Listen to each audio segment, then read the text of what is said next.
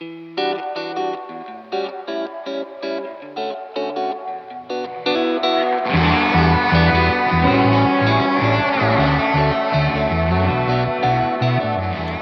friends.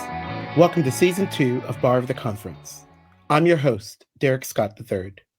Today's episode is with Reverend Jeff Campbell. Jeff is the General Secretary and CEO of Discipleship Ministries, an agency of the United Methodist Church. He's an ordained elder from the New Jersey Annual Conference. I'm a huge fan of Jeff Campbell. Jeff has that rare ability to hold the reality of the moment and hope for the future in a non-anxious and positive way. Jeff has seen and heard a lot over his tenure, and yet he remains steady, focused, and open to what might be next for his work and our worldwide connection. In this interview, we talk about his journey into ministry, both as a local church pastor and as a denominational agency leader. We also talk about his friendship and work with the late Junuis Dotson and the ways that Junius's legacy continues to provide a North Star for where we are and where we're heading. Jeff is the kind of leader we need in the continuing and emerging United Methodist Church. And I'm so grateful he was willing to join me on the podcast. So grab that notebook, that choice beverage, and let's listen to this really great conversation with Reverend Jeff Campbell.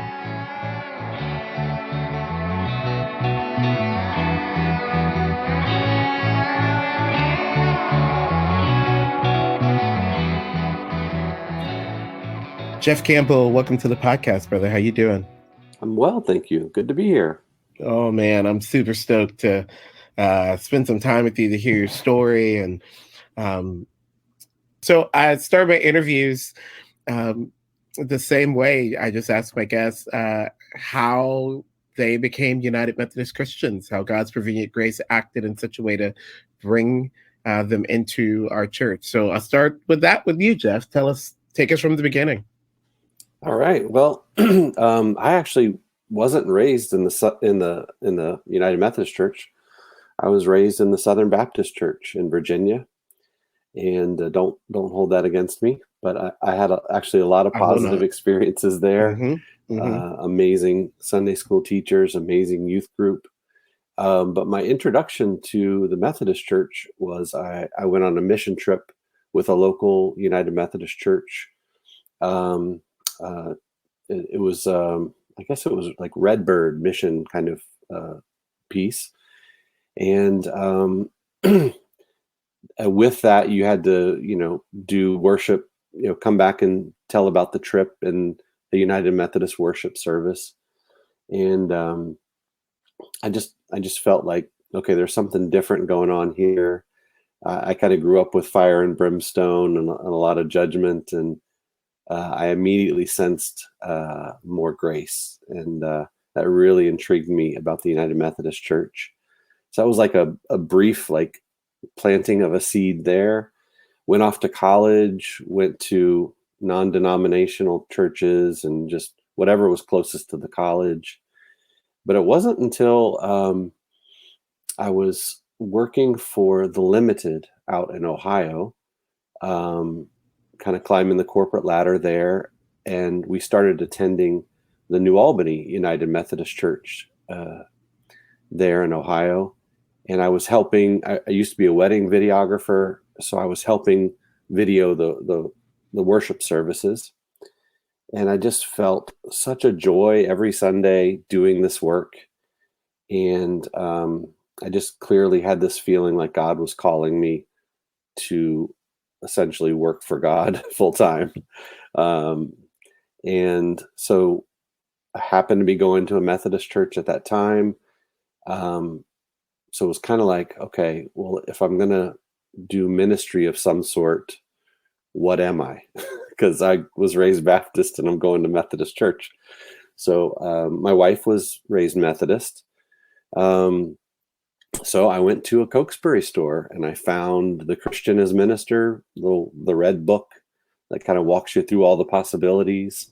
Mm-hmm. And then I also picked up like the John Wesley history book and the Charles Wesley history book and the, all the what about Methodism kind of books.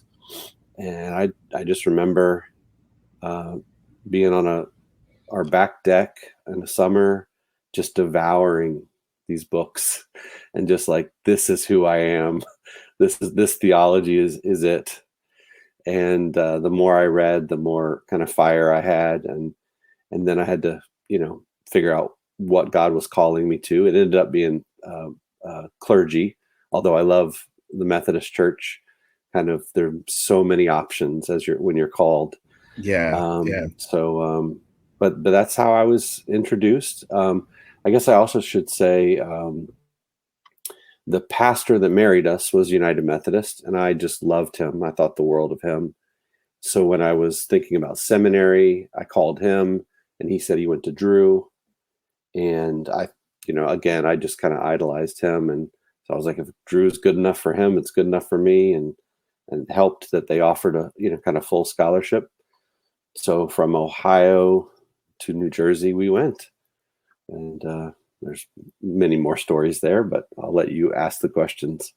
Wow. Oh man. I always have 5,000 questions.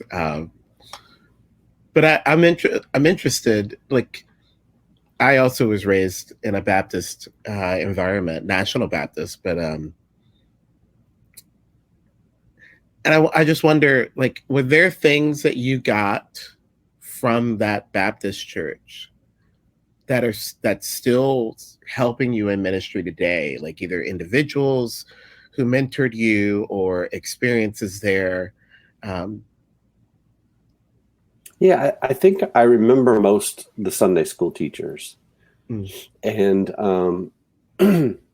the amount of time we spent in the Bible. Like, that was really helpful, particularly later and continue as I preach.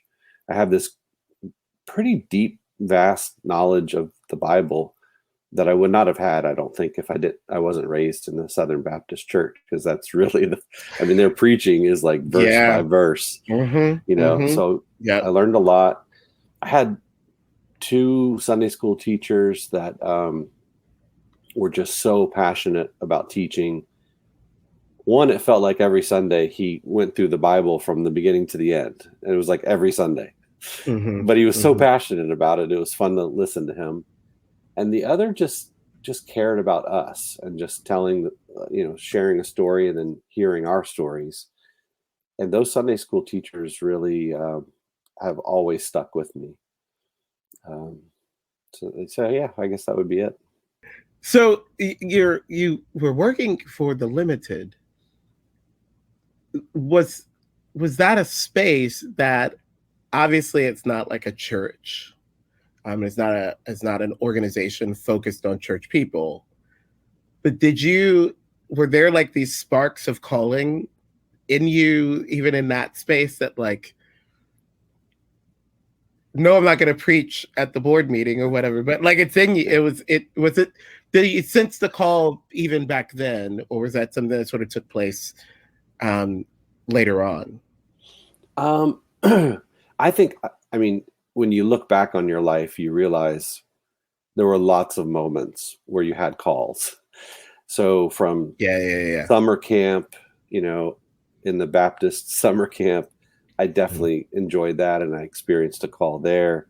From the mission trips I took, anytime I was helping to lead in some way, I always felt some kind of joy there around God calling me. But you don't really, you're not aware of it at the time. The work at the Limited, no, I'd say it was a very different work. It was customer service, I'm caring for people. But no, I was climbing the corporate ladder. I was the head of a call desk that we did all the computer problems, the pricing problems, anything the store would have a problem with, they'd call us. And so I kind of managed a group of people that helped with that. No, I was really focused on climbing the corporate ladder. And right before I left the Limited, I had just received a pretty big promotion that I turned down. And I said, I'm going to go to seminary. And I remember people not understanding that at all. Like one guy who knew I was climbing the corporate ladder, he was like, so you're going into the church. Is it like good money in that? Is that why you're doing it? And like, no, you have no idea. And I remember the CEO coming up to me and just saying, so you're going into ministry. I could tell that he kind of admired that. Like there was something like, okay, you're giving all this up for, yeah. So yeah, but no, I think the Limited was a totally separate thing. And I really enjoyed it, but I enjoyed Sundays more. Yeah. So you're at Drew Theological Seminary, and your family's already beginning as well, right? Like you're married. Yeah, correct. I had our first child when I graduated Drew. I was holding our first child. So yeah. And while I was at Drew, I got a part-time local pastor appointment. So I actually slowed down my MDiv to do what I was thinking I was going to do. So I took on a church and kind of slowed down the MDiv process to serve that church as part-time, licensed local. What was that like? What did you learn about yourself, even in that first appointment as a licensed local pastor? So much. I remember just feeling so overwhelmed. And, as you step into any church, and there's always, you start to discern where the struggles are and what the history has been. And I remember saying to my DS, like, this church needs an experienced pastor. This church does not need me. Like, I don't know how to handle all these things that I'm witnessing. And in retrospect, my being naive is actually exactly what that church needed. They needed a space where they, I didn't have any history or baggage that they had experienced in appointment after appointment. So it was kind of a fresh slate for them too. And I was young and, like I said, very naive. So I think the blame, the hurt, I think that gave them some breathing room too, because they had a pastor who they really loved die suddenly, and so they were still mourning that. They had another pastor that they loved and thought things were going really well, be reappointed somewhere, but he didn't share with them that he asked for the appointment, so they felt very hurt about that. And then the next pastorate, I think it was maybe Ash Wednesday, told them that he was working on his real estate license or something like that, and then that he was done. Like on Ash Wednesday, kind of abandoned them. So they had gone through several really struggles and just like really wanting to get going, and just feeling over and over again hurt. And then I came in, and they're grieving. They're kind of mad at the system. And I think it actually was good that I was brand new and didn't have all that baggage. So they kind of let go of all that they were holding on to, and I knew nothing. So I was learning as I went, and they kind of, I think that was healthy for them. They took me under their wing and, kind of showed me what they wanted for their church. And that was really, really helpful. And how long were you at this one congregation? So I was there 7 years in total. And I think if you look at the history of the pastors there, I think the longest a pastor had been there was 3 years. So I was one of the longest pastors. So I was part-time initially, and then I was graduating from Drew, and they decided to take the leap to full time so that I could stay. We did that. And then we had done a lot of ecumenical work with the Presbyterian church in town. And, we were doing vacation Bible school together. Wharton was the town, and it was just a small town environment. So everyone knows everyone, 2 square mile town. So we were just doing more and more with this Presbyterian church. And so about year 4, the Presbyterian church was kind of landlocked in this tiny church. And they just said, we want to thrive and grow. We have nowhere to grow to. We're doing stuff with you. Would you consider merging with us? So we worked on a merger with the Presbyterian church. And like I said, everyone knew everyone already. So it was kind of a beautiful thing. And the 2 votes on each church was unanimous. They sold their building. And then we did a ceremony where we all attended their building, closed it. Then we all attended the Methodist church building and closed it. And then we walked away from the church. And then I think we did some editing to the sanctuary where we brought in elements from their church. And then we did a grand opening together. So we tried to make the space so it felt different and it felt new and ours, and not you're coming to the Methodist building. And that was a wonderful thing. And so I was a co-pastor for the last couple years before moving to my next appointment. That was just a beautiful thing to see that church go from that part-time place where I was a licensed local to really thriving, and that felt really good. It was a good first experience. It really was. So at some point, you're going to join the General Board of Discipleship. And so I'd love for you to just take me on that journey from as you're leaving this merged congregation that's thriving, what sort of the journey that takes you to the board? Yeah. Okay. So from there, I did a church planting training in Greater New Jersey, and I felt like God was calling me to plant something. And then Bishop Devidar called and said, I have a large church I want you to go to next. And I was really kind of in turmoil with that because I thought I was going to be planting a church, and I was kind of preparing and learning all about that. And I prayed about that, and I said, yeah, Bishop, wherever you need me, that's fine.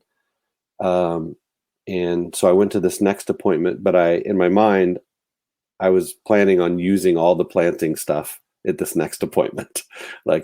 It was totally different from Wharton. It was this huge 25 square mile town, just huge town. And the church was in this tiny corner of the town.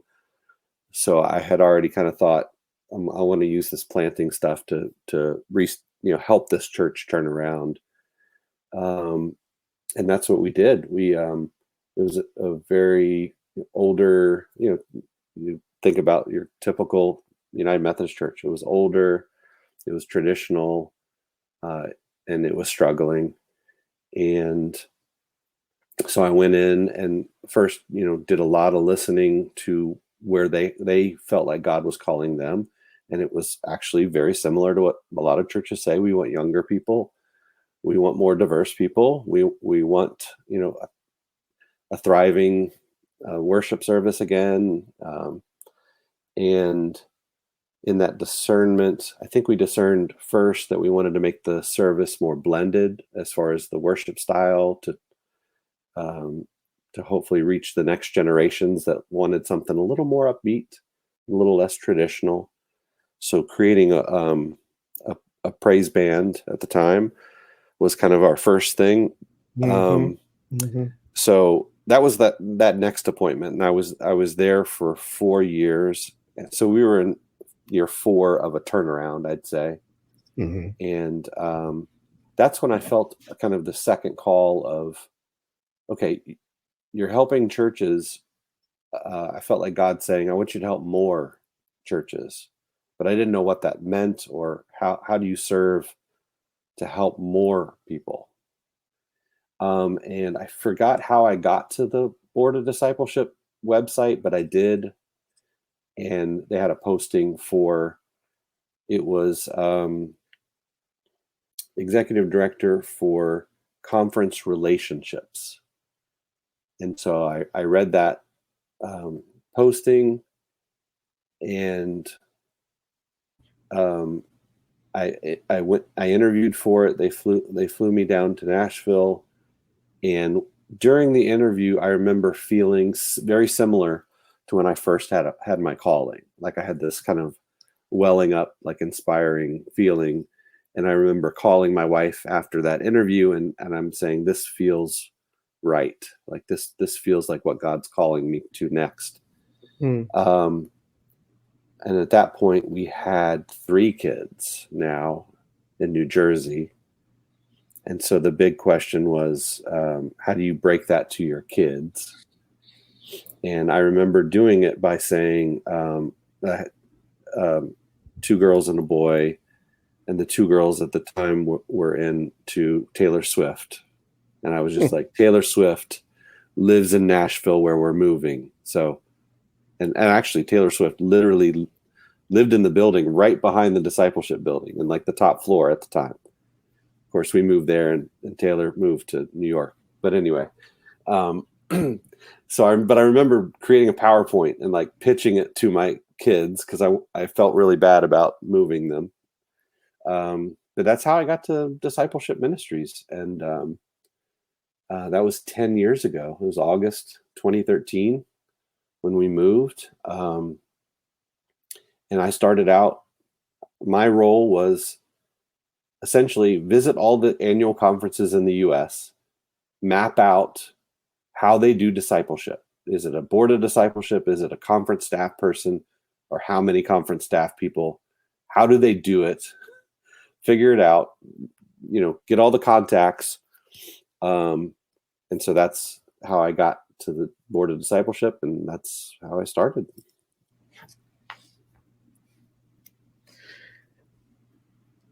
I'm going to ask a question that's sort of like a flip of a question I've already asked.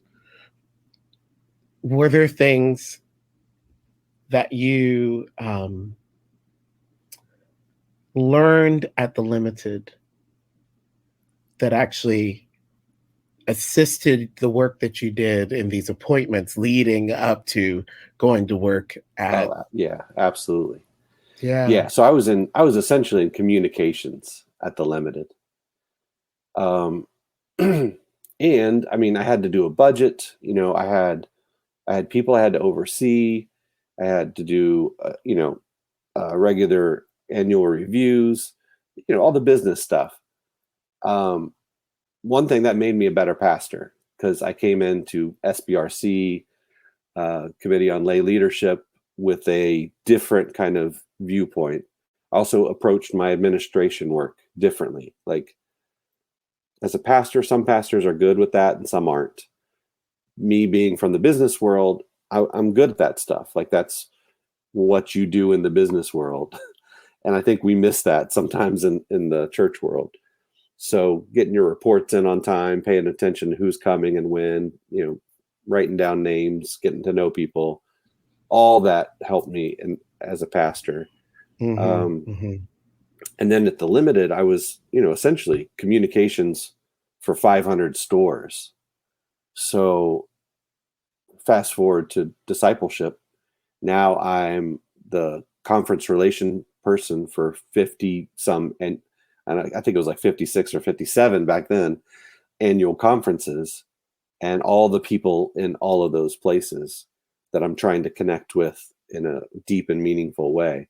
So the Limited absolutely helped me with just organization, communications, basic technology, all that helped as I, both worked in the local church and at Discipleship Ministries. Yeah.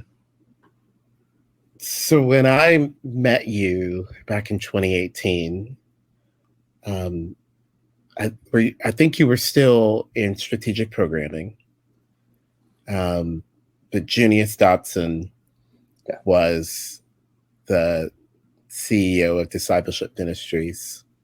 And my sense is that you worked quite closely with him during his tenure.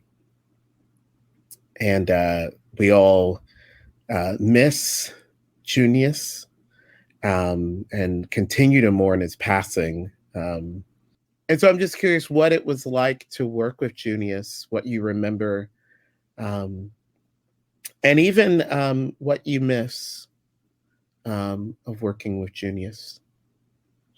Yeah. Yeah, we did grow close, and Junius was such a visionary. And when he arrived, um, he was so far out front of the staff. He was leading us from way out front, and but that was his gift. And I think what I learned, my role as associate general secretary for programming, was to listen deeply to what Junius was saying and ask him really good questions based on what he was saying, and saying, how does this translate into the resources we're creating? And in that process, we kind of got in sync, and See All the People was the product of 6 months of prayer with each other, with staff, some listening sessions with staff, just kind of hearing, okay, so we have this mission, but how do we articulate something that we can hold on to? And so Junius, helped us figure that out together, and then cast that new vision for See All the People. And I think it was such almost a blur, because he was saying, let's do this, and my job was to make it happen, right? So he would say, I think we need to do this, and then I would make it happen. And we're creating we were creating resources, but we were trying to create a movement, and the resources were supposed to just support the movement and be different kind of resource that anyone could take and contextualize. Because the idea that we were the experts in Nashville was kind of ridiculous. And so that was the shift, was how do we take best practices, what we're learning, put it in resources where people can digest it and then make it their own. And I think that's the strength of the See All the People resources. And Junius was just a generous leader too. So he included me in so many ways. That's probably where I met you first, was just him inviting me to go where he was going, whether it was Connectional Table or the next GCFA meeting or whatever.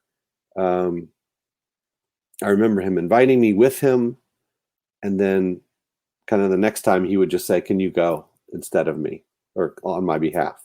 Go and represent me. And that's where I was learning a lot of, going from the second chair to representing Junius. He was just a generous leader in that way. And you're right, from the diagnosis to his passing, it was so quick. And I remember him calling and just saying, Jeff, I need to take care of my medical situation. Could you step in for a couple months, I think is what was asked. I was like, yeah, whatever you need, that's fine. And I remember, again, being pretty naive and just saying, kind of creating a process like, okay, I'll keep you in the loop, but I don't want to bother you because you're working through the medical stuff. But I'm like, anything major, I'll let you know before I do it. And even in that, he was very generous. So I think most of us felt like he was going to 2 months, he was going to go and get the treatments he needed, and then he'd be back, and I remember talking to another Derek, who said my father had this diagnosis and he was gone in 2 months. And I had that conversation at the beginning of those 2 months, and it was like 2 months exactly. So yeah, that was really challenging for the whole staff, and for me as well. I'd say it's only recently that when something really good or interesting happens, I haven't like, oh, I want to text Junius, or for the first 6 months, that was like a knee jerk, like, I should tell Junius. So that was really challenging. And I would say, we just had our Christmas party at Discipleship Ministries. It was a kind of a good spirit about it. But someone said, I think we've turned a corner. Like, it's taken that long to fully mourn. I'm rewriting the See All the People primary resources now, and that I worked with Junuis on. And it's like, yeah, his legacy keeps going. It's kind of a beautiful thing. So. Wow. And so you went from filling in for a couple of months to acting general secretary. Yeah. And now you are the general secretary / CEO of Discipleship Ministries. What do you feel like is primary for you? And maybe it's the rewrite of See All the People, but what do you feel like is primary for you in your role in this season? Well, I think one thing is to continue to keep the local church and those that we serve in the center of all that we do, and to make sure that that is leading Discipleship Ministries with what we do.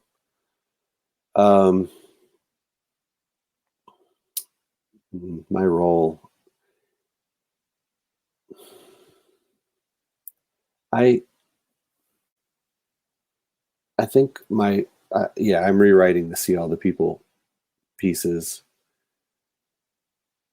I think my role is to keep helping us come back to the idea of movement and not institution, which is so hard because we have such long-standing institutions. And I think that's what the staff of Discipleship is getting from me, is that it's all about those that we serve, listening deeply to those that we serve, praying deeply about where God is calling us next.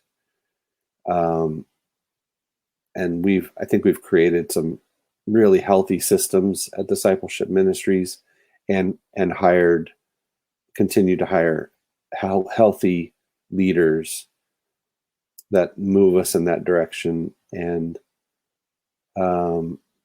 I'd say the global nature is something that I've been praying a lot about. I spend a lot of time meeting with Africa, College of African Bishops, and hearing, similar to what I did way back with the U.S. annual conferences.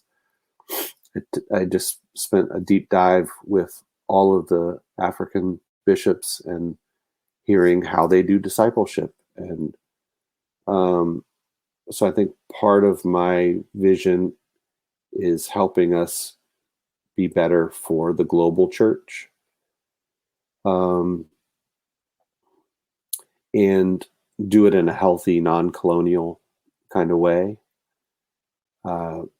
There's so much that the U.S. church can learn from central conferences.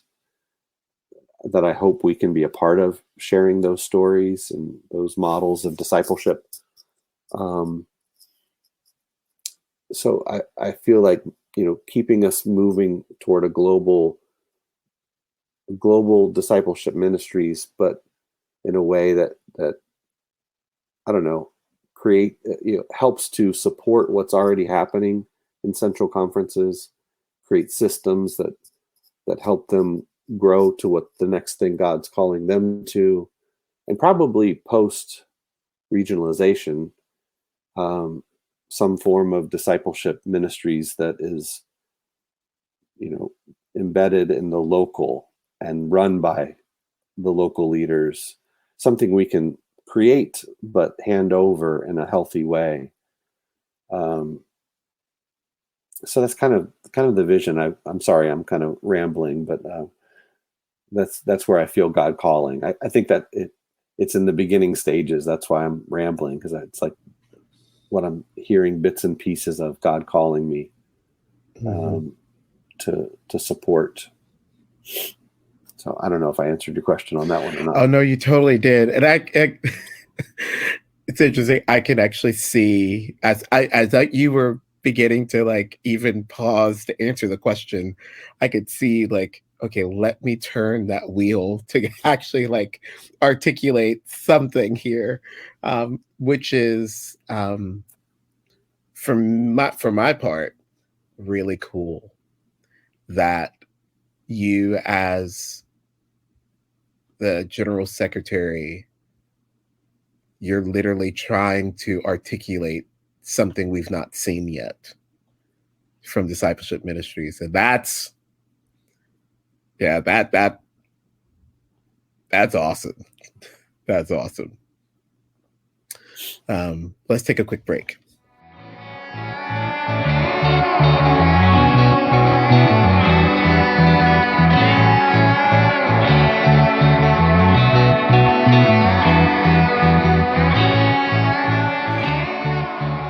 So, Jeff, I usually ask my guest where they were and how they experienced the special session of General Conference in 2019. And it's a bit of a historical marker for me. I feel like there was the UMC before the special session and the UMC after the special session, and there are many historical markers for us, but that was one of them for me. And it's a historical marker that I am still getting my head around, of what happened and what we all took from that space, and how that is, at least from my perspective, how that's still influencing who we are as United Methodists. Were you present for the special session? Were you in the room? I was, yeah. Yeah. So to the degree that you want to share, and I recognize that you are your own person, Jeff Campbell, speaking for Jeff Campbell, and yet also you run one of our agencies called Discipleship Ministries. And so I recognize that there's a bit of a dance that you have to play sometimes with these kinds of questions. But let me ask, like, what was your personal response to the passing of the traditional plan? Yeah, I was deeply disappointed. I to say it like, as I reflected on 2019, what we had created was a system of winning and losing around legislation. Yeah. And I remember sitting at 2019, and whatever the first, typical controversial piece of legislation came up. I don't remember what it was, but it was essentially, in my mind, I was thinking, this is going to tell me the vote count for everything going forward, right? Because that's what we do. It's winning and losing. And that particular legislation went the way that I would not be happy about. And I just went, that's not good, And then I remember Tom Berlin presenting leading up to the one church. And I just kind of knew, I already knew that the votes, where they were going to fall. And I was just deeply disappointed. I thought at that time, as many of us did, that we were moving toward a different place where the global delegates were beginning to understand the U.S. context better and the struggles that we have, and the harm that the current language creates for mission and ministry. So to not only not remove that, but then to kind of double down on everything and, in my mind, make it all worse. It was horrible. And this is not a surprise or an outing. My oldest is non-binary, and my oldest, who's a very devoted United Methodist and Christian, when they wrote their college essay, I remember them saying something like, "I was a Christian before I knew I was gay," or something like that. So they're deeply United Methodist. So they're following 2019 as well with hopes. Mm-hmm, mm-hmm. And to be texting with them as it's happening, and they're deeply disappointed. And like, what does that mean, Dad, for the United Methodist Church? And then I remember back in the office afterwards, I remember Junuis would come in. I always loved, he would just come in and sit. And then it was like this moment that I had Junuis and we could just talk. And it was, I remember very well, he sat in my office, and I was just sharing how disappointed I was. And I shared about my oldest being non-binary. And I remember him saying, "Jeff, the African-American church has been living with disappointment and harm in the system for a very long time. And we've learned patience and resilience, and we just have to keep working in the systems to make them better and make them work for all people." So I think Junuis, in Junius's wonderful way, was just saying, we keep working, we keep, Mm-hmm. and I think that's what he kept doing with the protocol. Just how do we keep moving forward and keep helping God do God's thing? And I think Junuis and I were a lot alike in that we wouldn't get overly emotional, or we would acknowledge what happened, and then we take a quick moment, and then we're like, okay, now how do we keep fixing it? How do we keep working on it? And that's kind of how we were. And that's a good thing as a leader. There's also a bad side in that we're ready to move on, and there's people still mourning something, So that was Junuis and I. We connected on that level. Sometimes we were moving too fast, and we needed to help people along. Yeah. But that is also a gift. Junuis said, okay, we're recognizing this moment, and we're mourning. We're absolutely struggling. Okay, but now we need to shift and get back to work and make the systems healthy for everyone. That's what we're always working on. And I'm grateful for Junuis for that conversation. And I remember going back to my then daughter, now identifies non-binary, and saying, this is what my boss shared with me. And my daughter at that time was very active in the Black Lives Matter movement. And so that helped them tremendously. Yeah, you're right. I mean, it's a process. It's a struggle, but it's not new. It's not new for so many people. So, on several levels, I appreciate the response you just gave, and I think on one on one hand, I'm so in agreement with Junius in this sense of, oh wait, you're disappointed in a system that only sees a specific person. Right. Yeah, you got a big family to join now. Like, That's come right. on in. We've been pissed a long time. Come on in. Yeah. And we're still here. We've been pissed a long time and we're still here. That's right.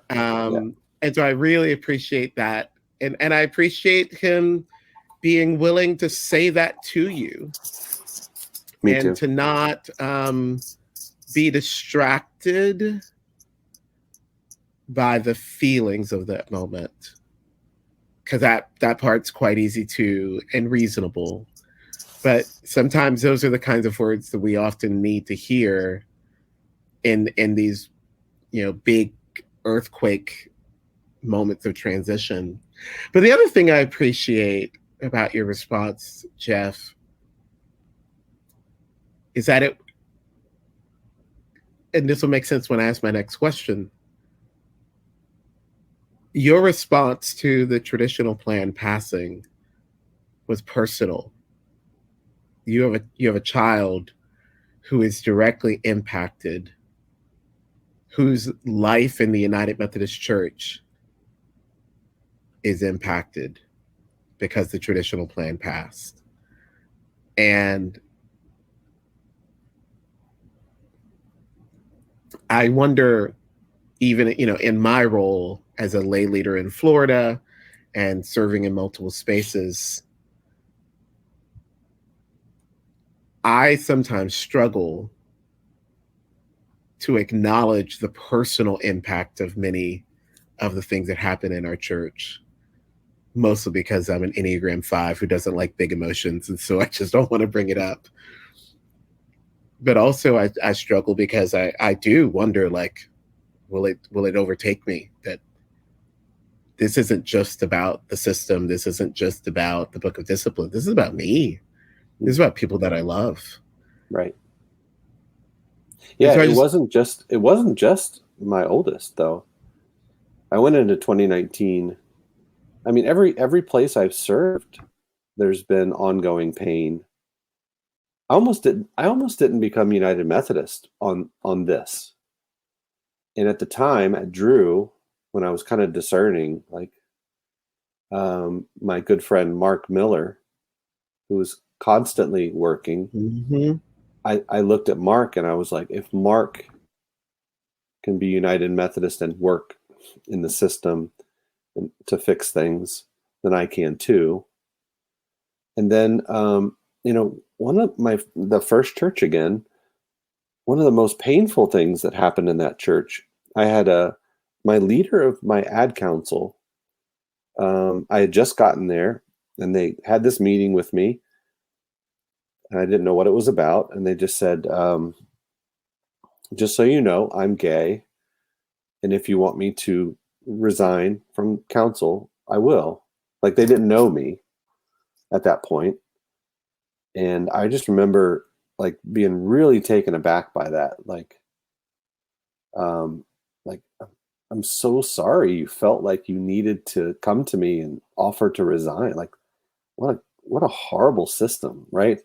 So all along the way, there have been people like that who are working, just lovingly serving in a system that isn't loving to them. It's just a heartbreaking thing. But those people are also the ones that, beyond my own child, but it's a lot. It's just a lot of people who are just trying to be good United Methodists in a system that isn't always good to them. So.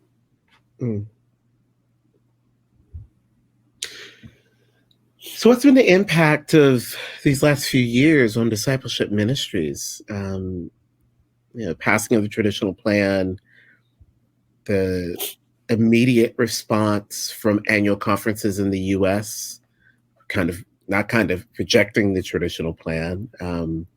And then you probably had this interesting seat watching the protocol come together, with Junuis a part of that. that space, but then COVID, and the delaying and rescheduling of General Conference many times. Junius is passing, and then the eventual launch of the GMC, and then we've been in just this seasons of disaffiliation. Yes. What's been, and that's a lot. I mean, I covered a whole saga there. What's been the impact of all of this on Discipleship Ministries? Yeah, I mean, that's a lot. So I guess protocol, I just witnessed Junius again. He took a moment and then wanted to be a part of the solution, wanted to be a part of helping God move things and conversations forward where it all seemed very impossible at that moment. And so I think Junius was really thinking out of the box and trying to use opportunities like this protocol conversation to create a space for new conversations. Like, is it possible that we can get unstuck? So to essentially hold the fort down while Junius was working on that was really interesting. And he would come and sit in my office and kind of give me updates. And I knew he was doing really important work there just to create the space so that people could have the conversations was really important. Just so, deadlocked on all the things. So yeah, that was interesting. COVID, Discipleship Ministries during COVID, a lot of our staff are the resources. So they go and do trainings in districts and annual conferences. So to have all of that shut down was one, we stopped traveling. And then we had always done an online resourcing. We had been doing that, but it was like all of our energy just went into the online piece. And I remember reflecting with staff, just thinking about all these small churches, which is a majority of who we serve, having to go online, having to do technology in a way they had never been asked to do. And I was really proud of our small churches across the country who stepped up, who learned how to use their phone and Facebook and YouTube and all the different things of streaming, who began doing prayer online.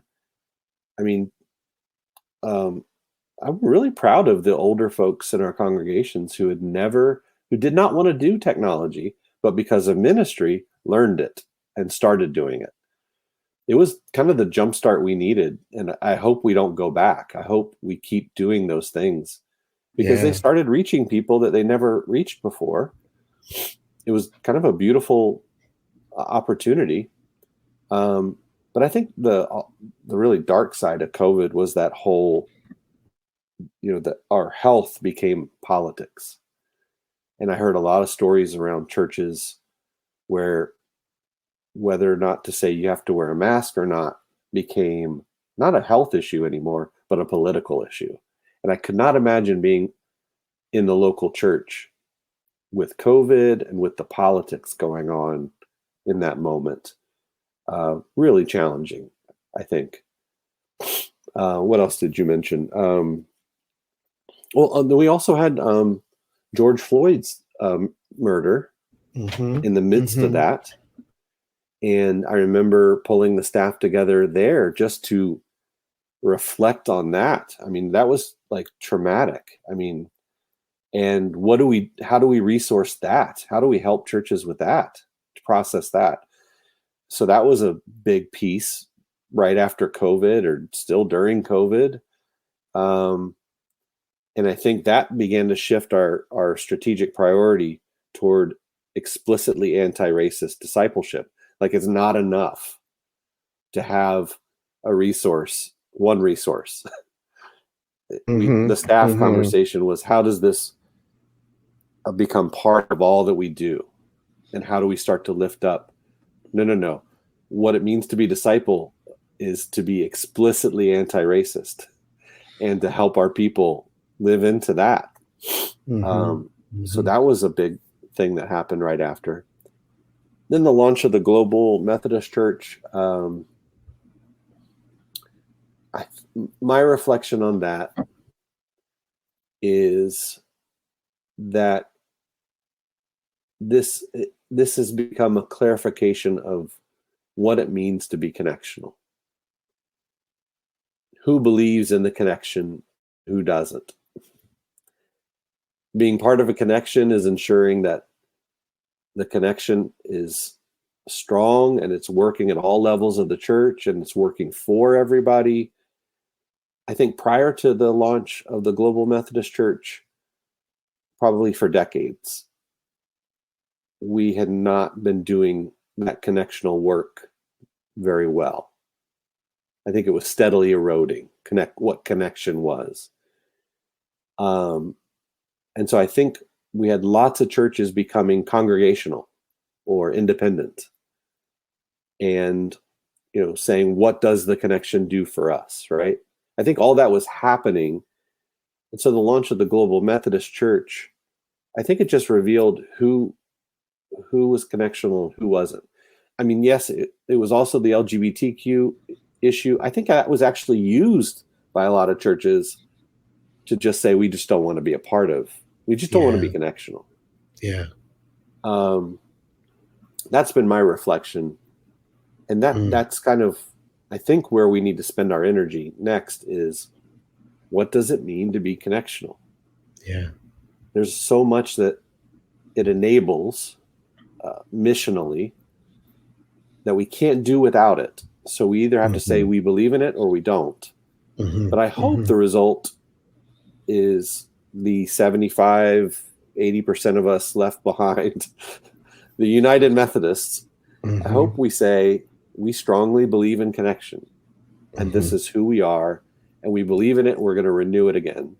And I hope our leaders take that up, because I can tell you, I learned it from Bishop Devidar. I learned what being connectional meant early in my tenure as pastor from Bishop Devidar, who not only said pay your shared ministries or your apportionments, but told you why, told you what impact it had, told you all the ways that it helped the greater church and the global church, all, said the why, and taught me to be connectional. And I will forever be grateful for Bishop Devidar for that. And I hope more of our leaders, when they hear people saying things that aren't connectional, just kind of lovingly correct them. Like, no, that's not who we are. This is who we are, and this is why. And we need that to build up the connection. And those of us remaining just need to do a better job reflecting on what it means to be United Methodist in this moment in time. Was there anything else you asked? I don't know. No, that was that. All. You totally went right down the road. So yeah, there you go. I was going to say, what is our part in it, right? Discipleship Ministries. So we're working on resources that help us with that. Just what is a United Methodist disciple? What do we believe about baptism, communion, just the basics. So we're trying to create resources at this moment in time that help everyone clarify that and get excited about that. Of course, as I mentioned, explicitly anti-racist, welcoming of all, global, diverse, just trying to reflect the beauty of God's creation. But that's probably climate crisis. I think that's a huge piece. Migration, refugees. I think we have something to say around global poverty and food sustainability. I mean, the Methodists, we're practical theology, right? Let's put our faith into practice. Let's make a difference. That's who we are. Let's get back to that. and I think we can um, be the disciples God calls us to be. So, Jeff, we are getting ready to have General Conference 2020 in April and May of 2024. Finally, I was talking to someone and they were like, I hope it's going to happen. And I was like, oh, it's going to happen. Like, I pointed at them. I was like, it's happening. Like, this is happening. Right. I hope it's happening. From your seat, from your perspective, what does General Conference in 24 need to be about? Do you have the whip count? Do you know what that I'm going to be watching that first piece of whatever that legislation is to see. Mm-hmm. But seriously, I mean, the social principles piece, I hope that goes through. That kind of traveled the world, and that's a huge part of who we are. So I hope that goes through. I hope regionalization goes through. I think that's just healthy for our global denomination and moving away from colonialization and those kind of pieces. I hope we repeal the traditional plan and remove the harmful language. I hope we can, the 2024, which is the 2020 General Conference, I hope we can get back to, I hope at the end of it, I hope we come out saying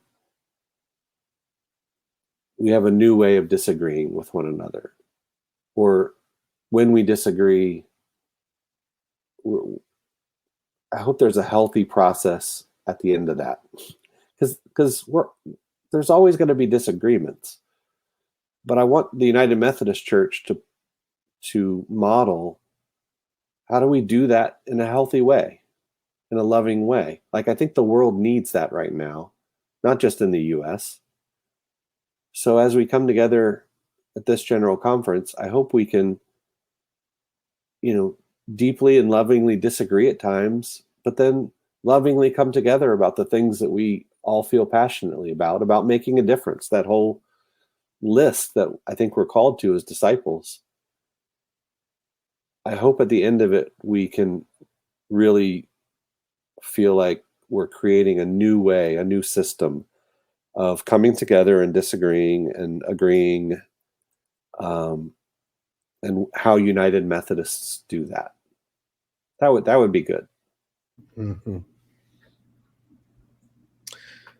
Jeff, do you have hope for the United Methodist Church going forward? I do, absolutely. My kids get so sick of me telling them who's a United Methodist. Did you know that so-and-so is United Methodist? I love it. I think some of the best things going on in the world are generated by disciples who happen to be United Methodists. I think we have a beautiful core of theological beliefs that's tempered with practical theology that the world really needs. I think from the time I read those early primer texts on Methodism, it's still the same amazing faith that transformed England and beyond at a time when there were quite violent revolutions going on, right? I mean, the Methodist way is a beautiful alternative, grounded in love and all that we do, love and grace, and the world needs that. So yeah, I'm really hopeful if we can all constantly be reminded of what it means to be a disciple, what it means to be United Methodist. I think the United Methodist Church will continue to make a huge difference in the world, and I'm excited about that.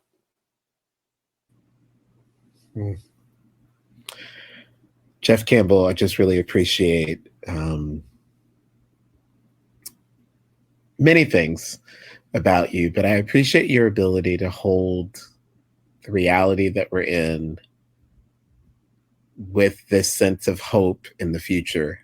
And you just hold both of those so well, which I think is one of the outcomes of a disciple of Jesus. This ability to live in a world that is the kingdom and the kingdom of God here and not yet. That we are working towards something that we have not seen yet, and yet we sense it, that it's already among us. And I just appreciate that you are an embodiment and an example of what that looks like. So thanks for coming on the podcast today. Thanks for everything that you shared. Just really, really meaningful today. Thank you, Jeff. Thank you, Derek. Thanks for having me. Yeah. We hope you enjoyed the episode. Bar of the Conference is produced by the team at Wesley's Revival, a ministry of Studio Wesley. Subscribe to this show on Apple, Spotify, Amazon, or Google platforms so you don't miss a single episode. Thanks for joining us, and see you next time.